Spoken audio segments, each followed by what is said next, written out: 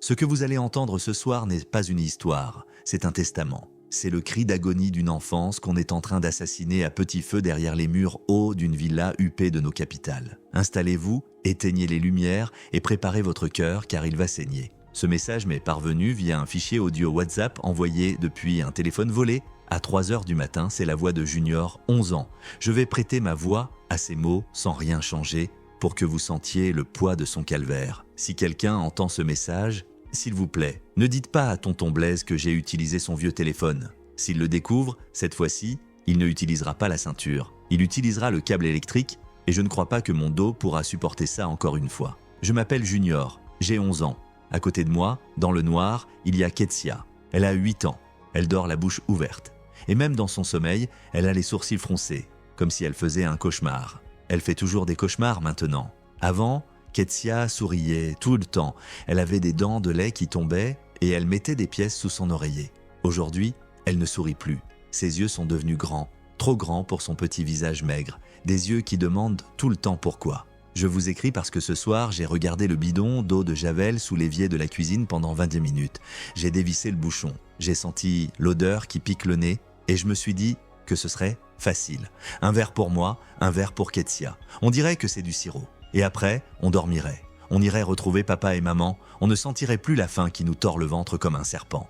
On ne sentirait plus la honte. Mais au moment de verser, Ketsia a bougé dans son sommeil. Elle a murmuré « maman » et j'ai reposé le bidon. Je n'ai pas le droit de faire ça. Pas encore. Je dois essayer, une dernière fois, de parler aux vivants avant de rejoindre les morts. Pour comprendre pourquoi 2 enfants veulent pour mourir, il faut que je vous raconte d'où on vient. Il y a 1 an, on était des princes. Je ne dis pas ça pour me vanter, mais c'est la vérité. Papa était ingénieur en génie civil. Il construisait des ponts.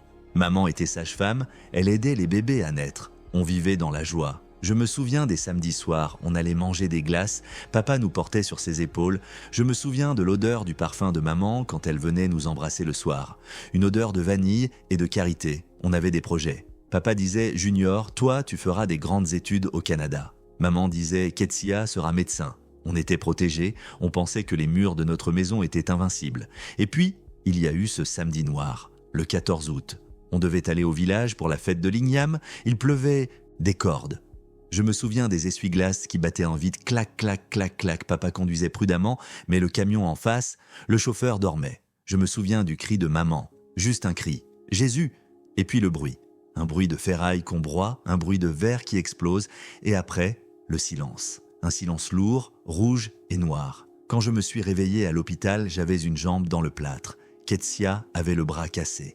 Mais le lit de papa était vide, le lit de maman était vide. C'est là que les vautours sont arrivés. Le jour de l'enterrement, je n'ai jamais vu autant de monde, des gens qui pleuraient de plus fort que nous, des gens qu'on ne connaissait même pas. Et au milieu d'eux, il y avait tonton Blaise, le petit frère de papa. Il portait un costume noir brillant, des lunettes de soleil et il donnait des ordres à tout le monde. Il est venu vers moi, il a posé sa main lourde sur mon épaule et il a dit devant tout le monde, avec une voix qui tremblait d'une fausse émotion, « Mon frère est parti, mais son sang est là. Junior, Ketsia, séchez vos larmes. Tant que je vivrai, vous ne manquerez de rien. Ma maison est votre maison. Mes enfants sont vos frères. » Tout le monde a applaudi. Les tantes ont dit « Amen, Blaise est un homme bon. » Le pasteur a béni tonton Blaise. On est monté dans sa grosse voiture après le cimetière. On a laissé nos parents sous la terre rouge et on a cru qu'on allait vers une nouvelle famille. Ketsia m'a serré la main et m'a dit « Tonton Blaise est gentil, il nous achetait des bonbons à Noël. Les bonbons, si on avait su que c'était le poison qui enrobait le piège. » Le changement n'a pas été immédiat, non, c'est ça qui est vicieux. Les 2 premières semaines, c'était correct. On dormait dans la chambre d'amis, on mangeait à table. C'était pour les apparences, le temps que les autres membres de la famille repartent au village. Mais dès que le dernier oncle est parti, dès que le portail s'est refermé sur nous, le masque de tonton Blaise et de sa femme Tanti Viviane est tombé. Tanti Viviane, comment vous la décrire? À l'église, c'est une sainte. Elle est présidente des femmes de la paroisse, elle chante les louanges les yeux fermés, elle parle de charité. Mais à la maison, c'est un commandant de prison. Un matin, elle est entrée dans la chambre d'amis.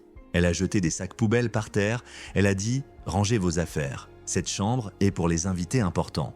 Vous allez dormir derrière, dans l'annexe. » L'annexe, c'est une petite pièce humide derrière la cuisine, là où on rangeait les vieux balais et les sacs de riz. Il n'y a pas de fenêtre, juste une petite lucarne avec des barreaux. Il n'y a pas de lit. Elle nous a jeté une natte en plastique tressée, une seule pour deux.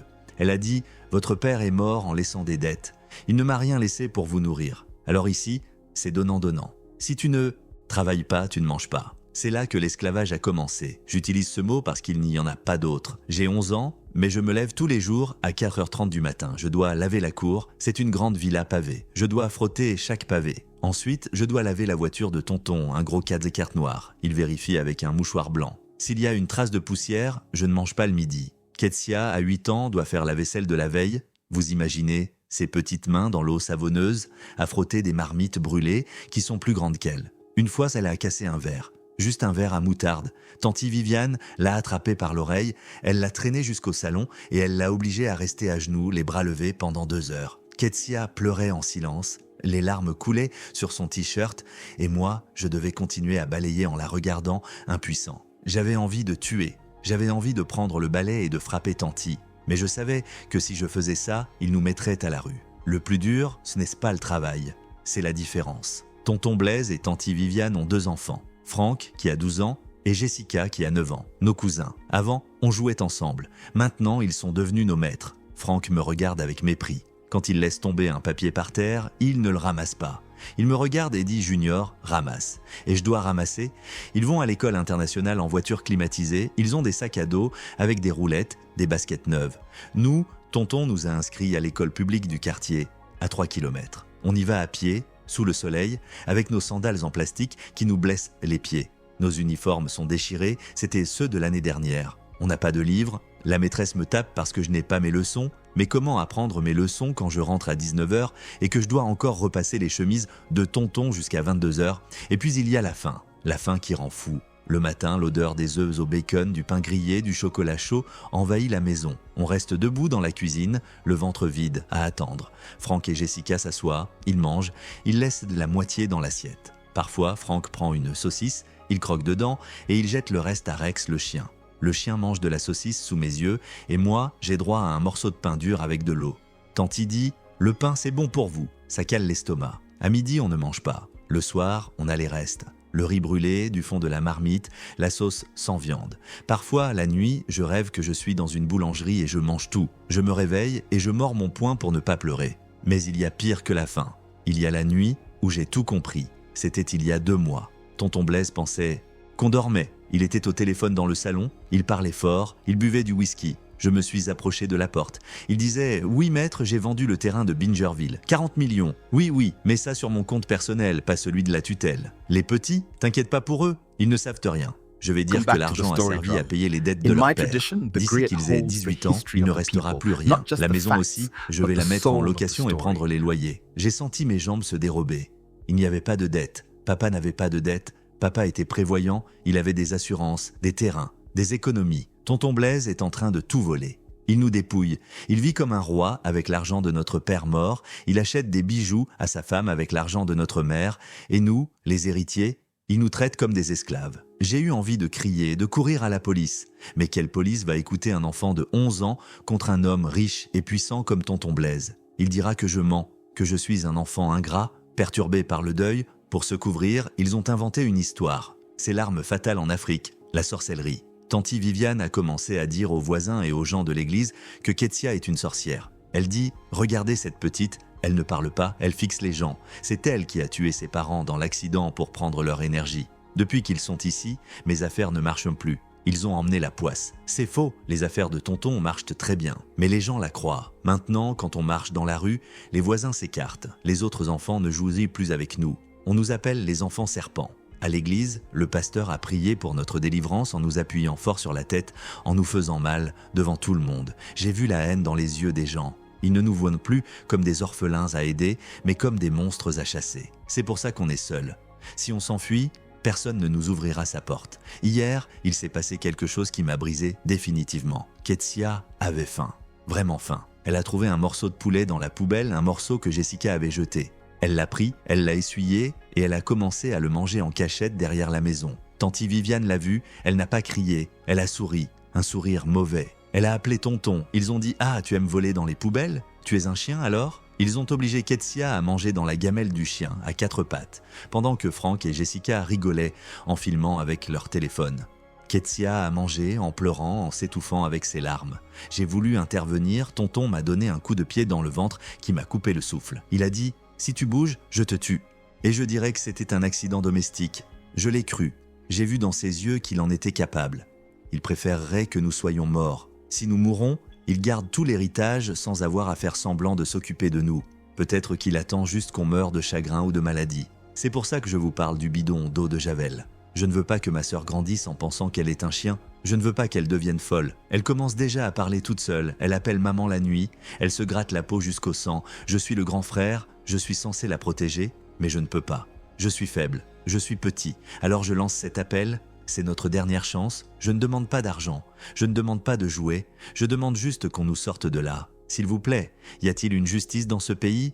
Y a-t-il des associations qui ne sont pas corrompues? Y a-t-il un avocat qui peut vérifier les comptes de mon père et arrêter tonton Blaise?